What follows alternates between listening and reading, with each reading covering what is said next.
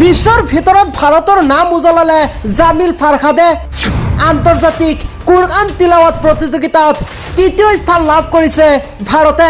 মালয়েছিয়াত অনুষ্ঠিত আন্তৰ্জাতিক কুৰআন তিলাৱাত প্ৰতিযোগিতাত তৃতীয় স্থান লাভ কৰিলে ভাৰতৰ জামিল ফাৰহাদে। তেওঁৰ ঘৰ ভাৰতৰ পশ্চিম বংগৰ মালদাত। কুৰআন প্ৰতিযোগিতাত পাইছিল 97.25% নম্বৰ আৰু এইবাৰ গোটেই বিশ্বৰ ভিতৰত তৃতীয় নম্বৰ স্থান দখল কৰিবলৈ সক্ষম হৈছে ভাৰতৰ এইগৰাকী জামিল ফাৰহাদে।